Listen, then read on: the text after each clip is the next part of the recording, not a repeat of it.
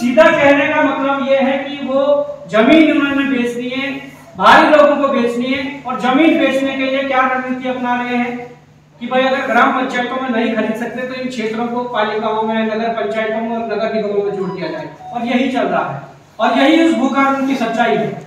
अगर प्रदेश की जनता ये सोच रही है कि सरकार ने भू कानून लाया, बहुत अच्छा काम कर दिया, तो निश्चित तौर पर इस पर गौर करने की जरूरत है।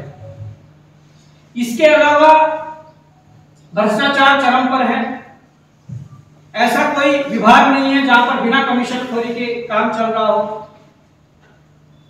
रोजगार पर संकट है।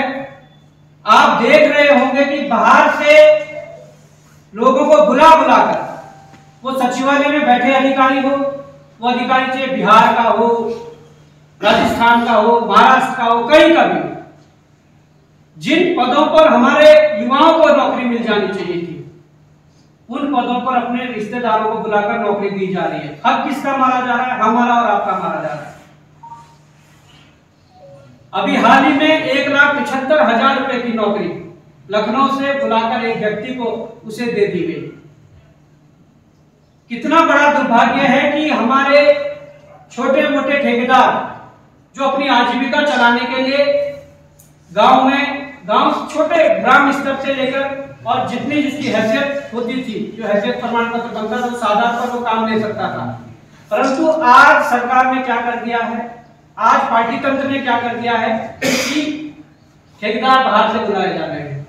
उन लोगों के पेट पर भी लात मारी जा रही है, उन लोगों के रोजगार को भी छीना जा रहा है। हम लोगों ने एक गोष्ठी अभी कुछ दिनों पूर्व टिहरी में हुई थी। उस गोष्ठी में जब चौंकाने वाले आंकड़े जब सामने आए तो वास्तव में उस पर चिंतन करने का विषय है। इसलिए ये हम लोगों ने ये कहा कि भाई चिंतन गोष्ठियां कर लेते हैं। टिहरी जैसा बड़ा डैम लोकतंत्र की ताकत होती है और वो लोकतंत्र के माध्यम से हम सबको भी मौका दिया जाता है कि आप अपने जनप्रतिनिधि को चुने, आप अपनी सरकार को चुने। परंतु लंबे समय से हम ये चीजें देख रहे हैं कि जनता चुनाव के समय पर सरकार चुन दे रही है, अपना जनप्रतिनिधि भी चुन दे रहे हैं, परंतु उसके बाद 5 साल तक वो जनता का प्रतिनिधि नहीं रहता है। वो किसी विशेष पार्टी का व्यक्ति बन जाता है और पार्टी के अनुरूप काम करने लगता है, जबकि लोकतंत्र ये कहता है कि जनप्रतिनिधि को जनता के हिसाब से काम करना चाहिए। तो इसीलिए हम आप लोगों के बीच भी आए हैं। लगभग 12 से 13 दिन का ये कार्यक्रम है जो अलग अलग जिला मुख्यालय में जाकर हम लोग जहाँ जाएंगे।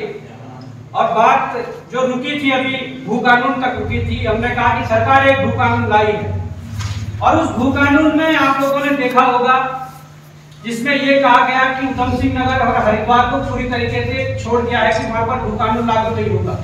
और हमारे प्रदेश में सबसे अधिक कृषि भूमि अगर है तो हरिद्वार और उधम सिंह नगर में है, इसलिए वहां के दरवाजे कृषि भूमि बेचने के लिए या भूमि बेचने के लिए खोल दिए गए। इसके अलावा सबसे बड़ी जो खामी भू कानून में है वो ये है कि उन लोगों ने ये कह दिया है कि नगर पंचायतों, नगर पालिकाओं और नगर निगमों में भू कानून लागू नहीं होगा। आप समझ सकते हैं कि जो क्षेत्र पहले ग्राम पंचायतों में हुआ करते थे वहां पर भूमि की खरीद फरोख्त बाहर का व्यक्ति आसानी से नहीं कर पाता था, पर उन क्षेत्रों को रणनीति के तहत ग्राम पंचायतों में लाया गया, रणनीति के तहत नगर पालिकाओं में लाया गया, रणनीति के तहत नगर निगमों में लाया गया।